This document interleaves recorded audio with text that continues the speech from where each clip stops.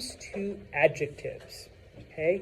Now, first thing, just to quickly review, remember that when it comes to adjectives, most adjectives also express gender, but the gender of the adjective is typically decided by the noun that it's paired with.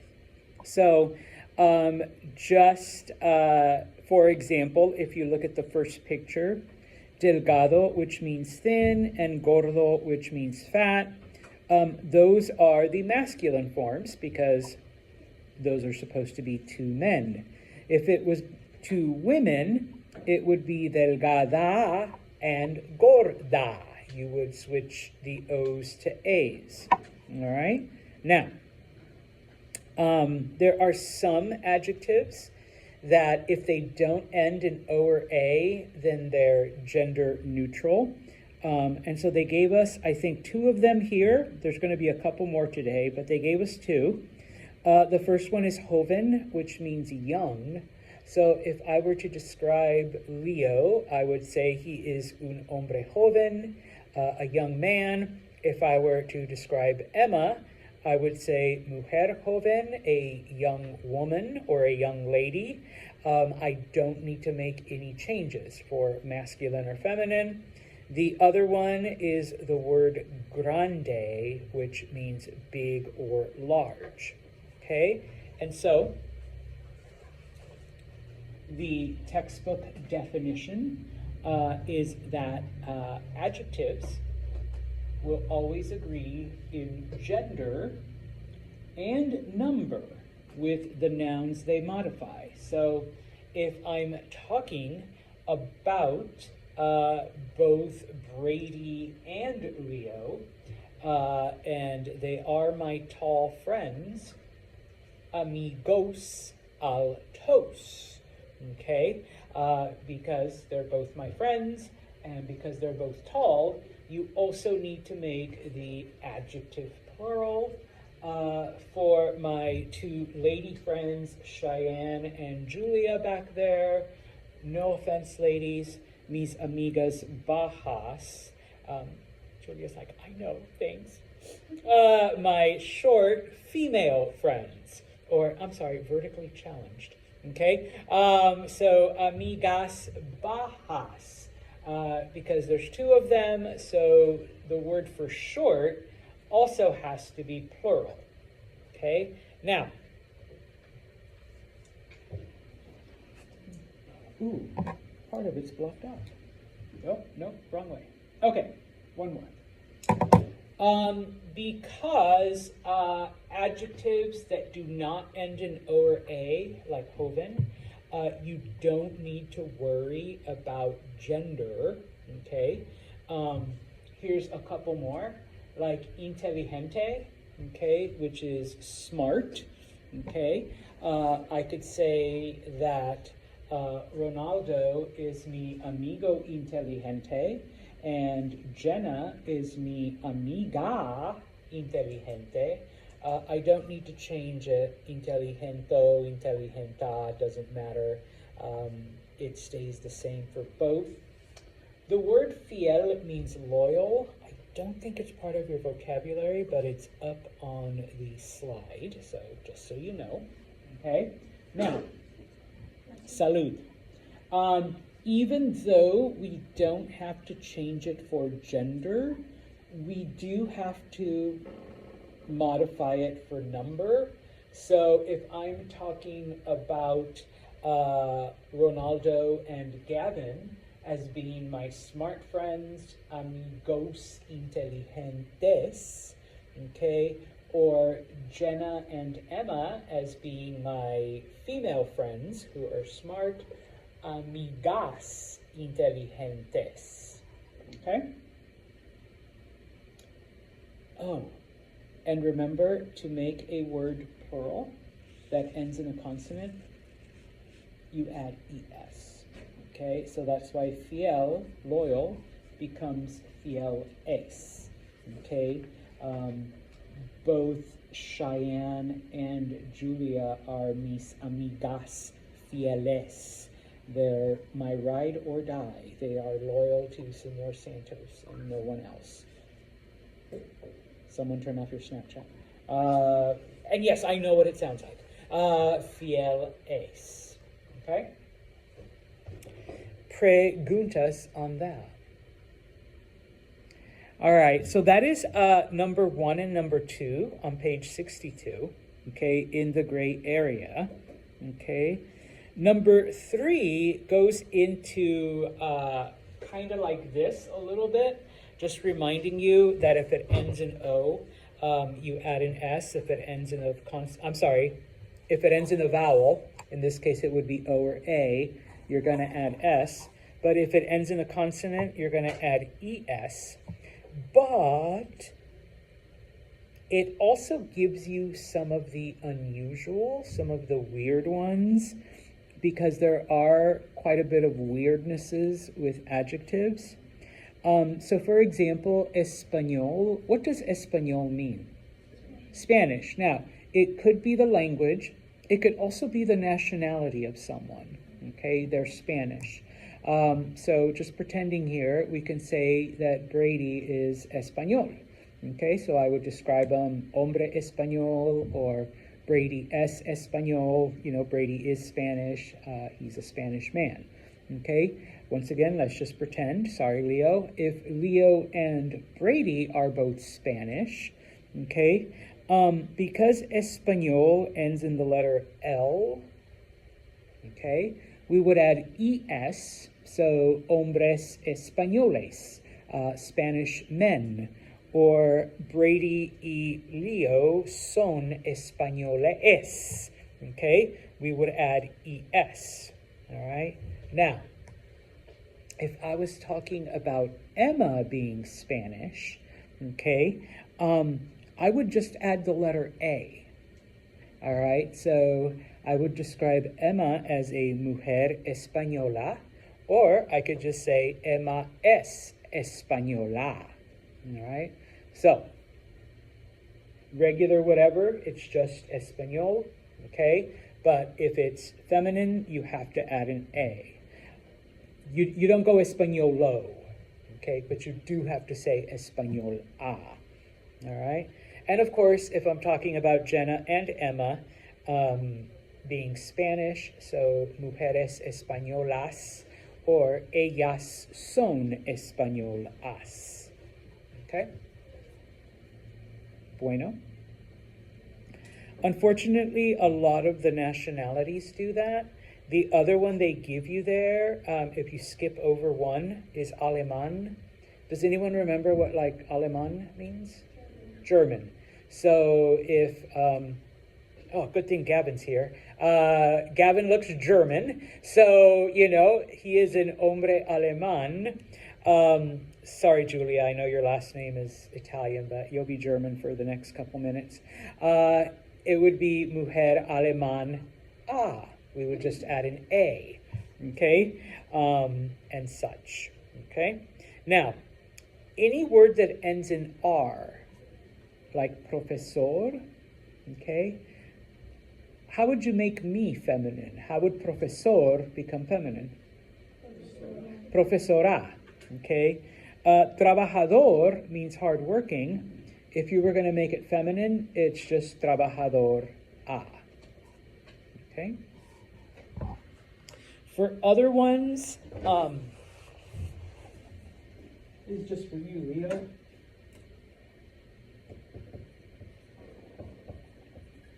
What is inglés? English. So, hombre inglés, an Englishman. Are you coming here? Yeah. Okay, I don't want to offend you if you're like Welsh or Scottish or Irish or something. All right, so I once called a Welsh person English and shit up. So yeah. He's like, yeah, that happens. Now, if we had an English woman there next to Leo, then you would just add an A, so inglés a, okay? And so like francés a, Japonés, what's Japonés? Japanese, Japonés a, you would just add the A, Okay, other ones are easy. So like you do have Senor Santos here, Mexicano. It already ends in O. We're going to adopt you for 2 seconds, Jenna. If Jenna was Mexican, what would that become? Mexican. Ah. Okay, you just changed the O to an A. Okay? Preguntas on that. Muy bien. All right. So, I had a slide. Lo siento. I didn't have to write stuff. Okay. So yeah. Okay. When it comes to certain nationalities or certain endings, okay, then you would, make the appropriate changes. Like I said, typically the nationalities are the ones that are a little weird, but to make them feminine, you would just add an A. Okay? Let's see. Nope, not yet. All right. Go over to page 63 then. Página 63. Okay? And actually, I'm going to need the board.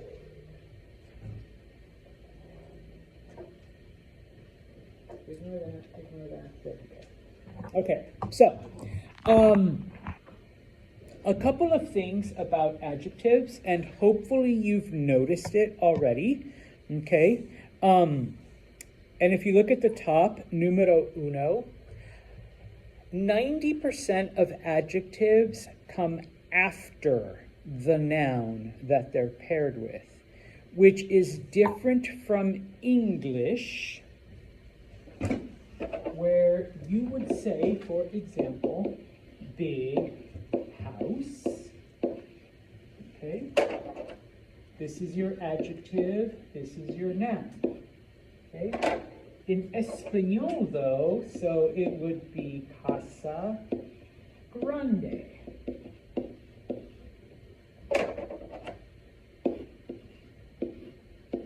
It's reversed. Okay? So you put the word grande after, okay? If I wanted to describe Leo as a tall man, okay, the word for tall is alto, the word for man is hombre, you have to reverse it. It's hombre alto, okay? If it helps you, because for some students it does, man tall, okay?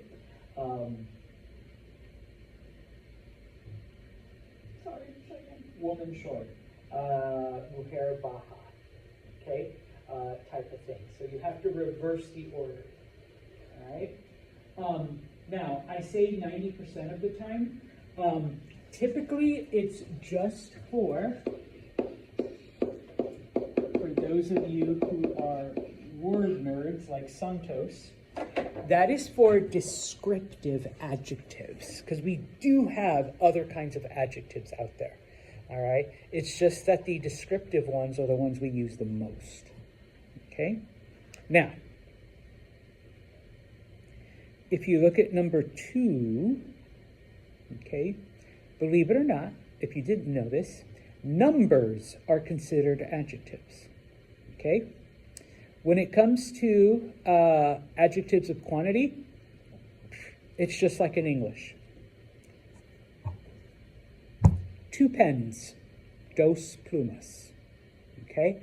I've literally had students go, plumas dos. I'm like, no, but you said the adjective came after. Okay, just descriptive adjectives, not numerical adjectives, okay? So it's just like English, okay? Including words like muchos, pocos, algunos. Okay? Does anyone know what muchos means? Many. So like many pens. In this case, well, I would have to change it to muchas plumas, many pens. Pocos, a few. So pocas plumas, a few pens. Algunos means some. Okay, so algunos, algunas plumas, some pens. Okay, so any word that gives a quantity, even if it's not a specific quantity, is considered an adjective and always comes before your noun. All right? Now, there's a couple other ones. We've already done possessive adjectives. So, mi pluma, my pen, not... Okay, I almost said something stupid there. That's what's called an unstressed adjective. If it was stressed, my pen, or this pen is mine, then pluma mi that does come after. Okay, so that's the exception. Sorry, but that's Espanol 4. All right, ignore what I just said. But yes, mi pluma. Okay, now, number 3. There are some descriptive adjectives that you can use the way you use them in English. All right? For example, does anyone know what the word bueno means? Good. Okay. I could be reading something and tell you all it's a libro bueno. This is a really good book. You guys should like read it. Okay, go down and buy it or order it on Amazon. It's a libro bueno. Okay? What are you literally saying though? Book good. Book good. This is a book good. Okay? Now, if you want to say good book the way you would say it in English, you can reverse the order,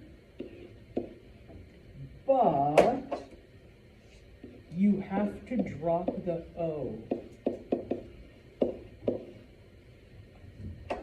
Libro bueno and buen libro mean the exact same thing. I could say, hey, I want to recommend a buen libro to you all.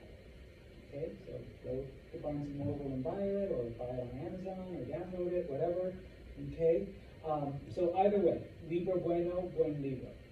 Okay, now, it used to be that it only worked for masculine nouns, like libro. But about 5 years ago, they actually changed the rule. So like I could talk about a buen mesa. This is a buen mesa. This is a good table. All right, you guys should buy it if you're like, furnishing your apartment. Okay, so buen mesa. Okay, before that used to be a no-no because it was mesa buena. No, you can't drop the A, but now you can. Okay. The only catch though is you can only do it for singulars. Okay, so if I want to say that I want to recommend a couple of good books, I have to say libros buenos. I can't say buenos libros, or actually it would be buenas libros or something like that. Okay, so if it's plural, I have to keep it in the original form. All right, the same thing with the word malo. What does malo mean? Bad. Okay, so do not buy it, do not read it, do not download it. It is a mal libro. That is a shitty book. All right, it's not even worth it. I couldn't get past the first chapter. Mal libro. Okay, yeah, these tables that the school buys for us. All right, if you're going to decorate your apartment, you're better off just picking something up off of the corner on garbage day. Because it's a mal mesa. Don't waste your money. Okay? It's a bad table. It'll fall apart. Okay? But same thing, it has to be singular. You can't use it for plurals. All right? If you're going to use it for plurals, then you have to do the normal order. Okay? The last one that's there, and I don't know why they put it, but I kind of have to give it to you.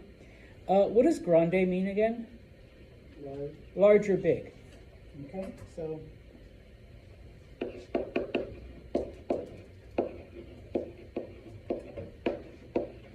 Libro Grande, that is a big book. That is a large book.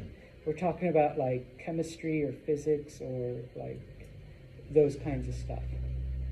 You can reverse the order, but unlike good and bad, when you use the word for large, it no longer keeps the same meaning. Number one, you have to change the spelling. You have to drop the DE.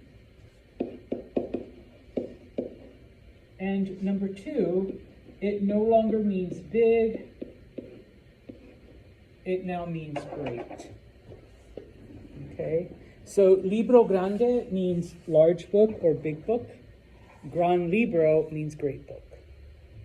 Es un gran libro. That is a great book for you to be reading. Okay? So it does hold the same meaning as like, oh, it's like it's great, not like it's great, like it's great. Yeah. Preguntas. All right, then if you go down, okay, you are now getting all kinds of adjectives, number 1, okay, and yes, you do need to know them, okay, and what they mean. When it comes to, once again, the noun that it's paired with, and that's why it has an O or an A, remember, if it's paired with a masculine noun, and it's not just people, but things, then you use the O ending. If it is paired with a feminine noun, you use the A ending. Remember, though, that adjectives that end in any other letter, like inteligente or pobre, I'm looking at just the 2 there at the bottom, you don't need to make any significant changes, okay? So I could describe Leo as being pobre or Emma as being pobre. I don't need to add O's or A's. If it ends in the letter R, like trabajador, that is already the masculine form. You would just add the letter A to make it feminine. Okay? The ones at the very bottom are ones that are supposed to be very similar to English, so hopefully you can look at them or sound them out, all right, and think, okay, yeah, paciente, patient, okay, honesto, honest, or in Julia's case, honesta, okay, type of thing, all right? So,